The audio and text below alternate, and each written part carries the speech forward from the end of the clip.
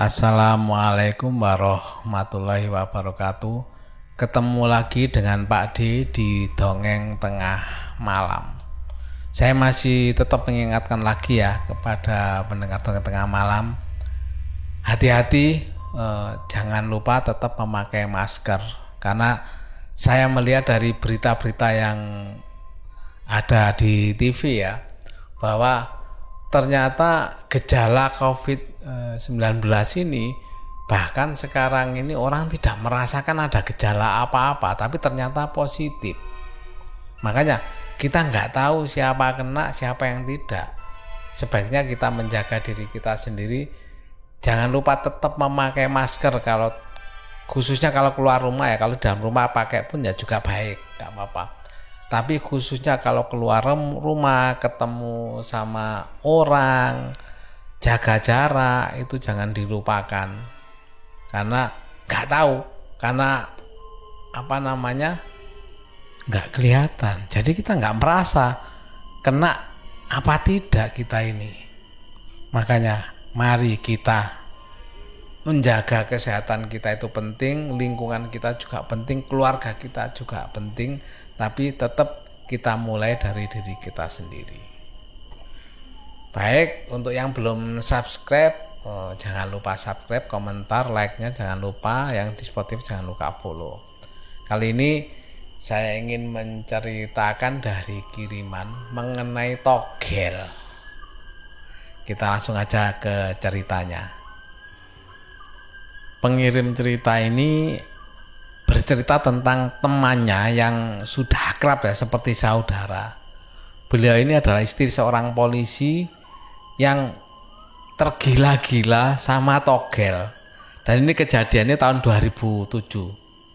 Sebut saja namanya itu Bu M.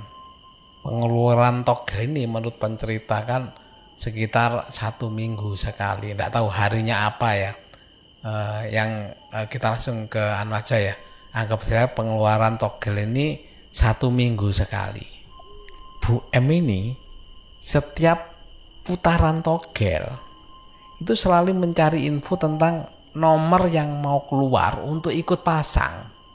Mujurnya, setiap pasang Bu M ini sering dapat, dan itu di luar sepengetahuan suaminya ya. Dan karena dia tidak mau menceritakan ke suaminya. Karena sering dapatnya ini, ya namanya judi ya. Judi kalau sering dapat atau mendapatkan uang yang dengan tanpa hasil keringat, itu kan istilah orang Jawa itu kan nagih. Orang kan pingin terus, jadinya kan sekarang misalnya naruh 10.000 dapat berapa ratus ribu.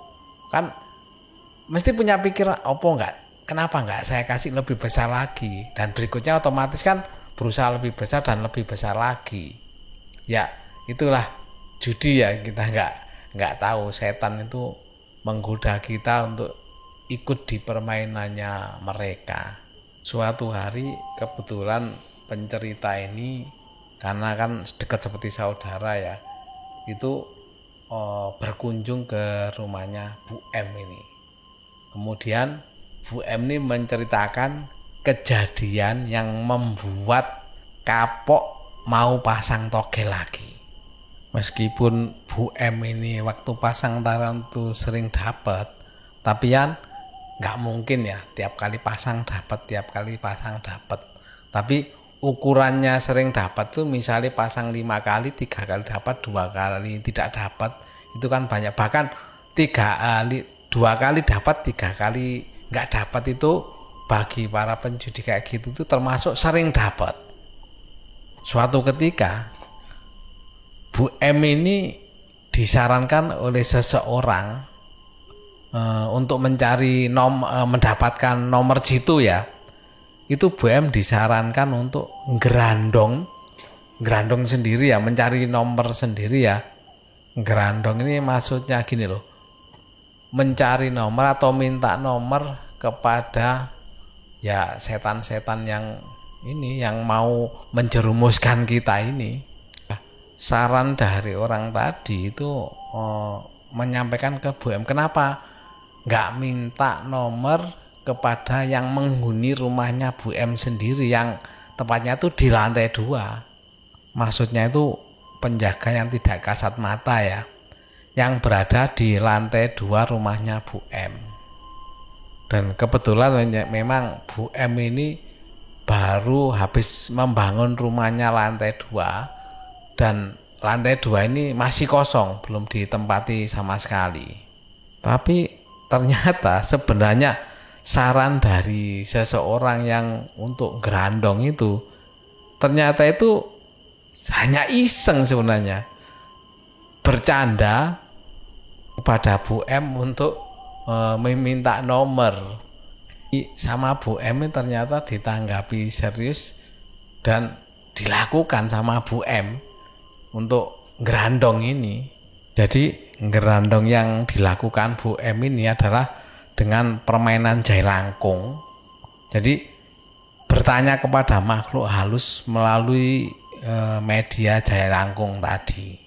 Tapi nggak diceritakan detail ya sama Bu M ini gimana sampai keluar nomor itu nggak secara detail. Tapi keesokan harinya Bu M ini menceritakan ke tetangga-tetangganya kalau beliau ini mendapat nomor untuk dipasang.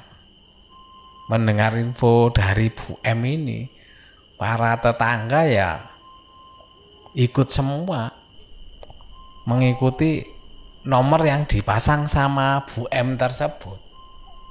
Jadi banyak tetangga-tetangga itu pasang yang sama dengan sama dengan nomor yang dipasang sama Bu M tersebut. Ya sudah, akhirnya Bu M pasang, sudah ditinggalkan kan pasangnya pagi mungkin ya.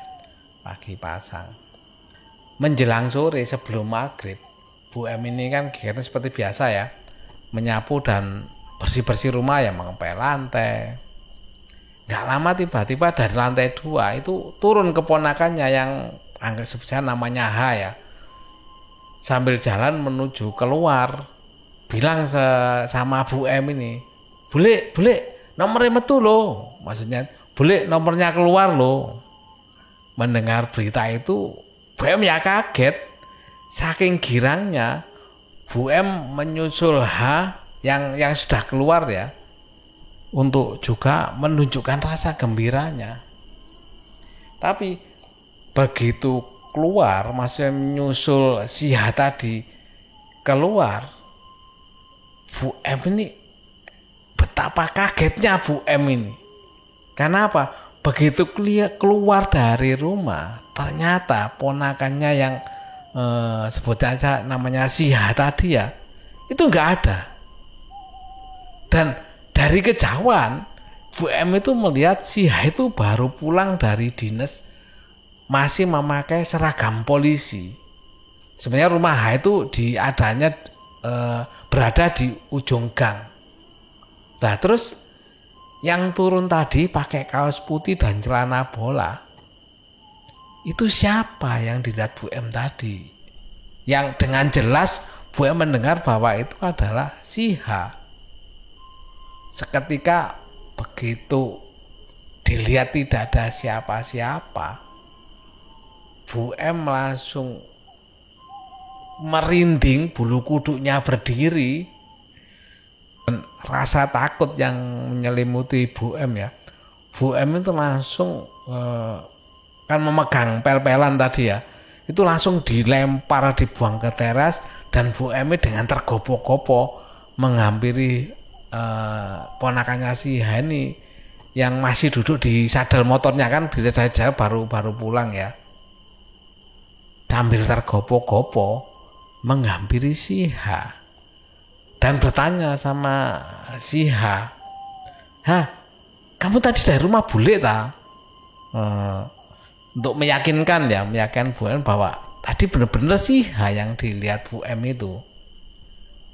Dan H pun dengan pertanyaan bule itu juga heran gitu loh, datang tergopoh-gopoh langsung menanyakan kalau H katanya ke rumahnya. Ya tentu saja sambil heran-heran H pun menjawab, loh enggak bule, saya ini baru datang kok di dinas.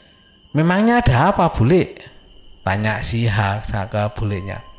Begitu mendengar jawaban Siha seperti itu, Bu M ini langsung duduk di terasnya rumahnya H ini ya, dengan badan yang lemes dan muka yang pucat, dan kelihatan kalau bule ini ketakutan gitu.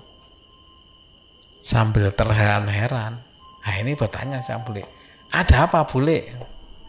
Mendengar pertanyaan itu Bu M hanya terdiam, dan gak lama kemudian akhirnya menceritakan kejadian yang dialami di rumahnya tadi, bahwa dia melihat Siha turun dari lantai 2 dan berteriak-teriak seperti kejadian yang dialami tadi.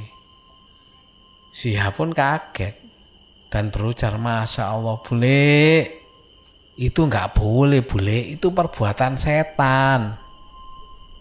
Dan bule pun hanya bisa pasrah, tidak bisa menjawab pertanyaan dari Siha tersebut. Tapi anehnya sore harinya di kampung situ gempar. Karena apa? Ternyata nomor yang dipasang Bu M dan diikuti sama tetangga-tetangganya itu tembus, atau bahasa umumnya ya togelnya jebol.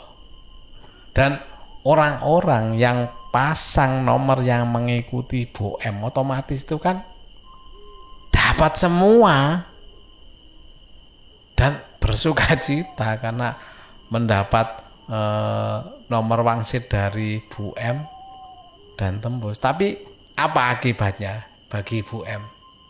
Setelah kejadian itu, Bu M tidak berani lagi tinggal sendirian di rumah.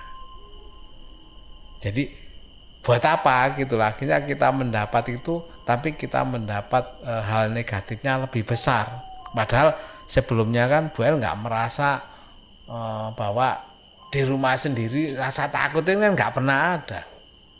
Tapi semenjak kejadian itu Bu M jadinya nggak berani lagi tinggal di rumah sendirian. Ya itulah akibat ya, sebab dari sebab ada akibatnya. Sebabnya Bu M melakukan hal-hal yang mungkin dilarang ya, dan dilanggar itu. Akibatnya Bu M ketakutan sih, ternyata di rumahnya itu ada penjaga yang tidak kasat mata. Nggak tahu itu sifatnya baik atau buruk kan nggak tahu, tapi yang pasti Bu M sudah tahu bahwa di rumahnya ternyata ada penghuni lain selain dari Bu M. Itu tadi sedikit dari pengirim cerita mengenai pengalaman yang dialami oleh teman akrabnya seperti saudaranya ya. Mudah-mudahan bisa diambil hikmahnya bagi teman-teman semua, baik buruknya di mana, dan mudah-mudahan tidak terjadi pada kita ya. Mudah-mudahan bisa diambil pelajarannya lah dari cerita tadi. Itu tadi, mudah-mudahan teman-teman semua bisa terhibur di tengah kondisi mewabahnya COVID-19 ini, dan semua teman-teman tetap diberikan kesehatan oleh Allah, dimudahkan dan dilancarkan. Demikian, mudah-mudahan bisa terhibur, dan saya akhiri. Wassalamualaikum warahmatullahi wabarakatuh.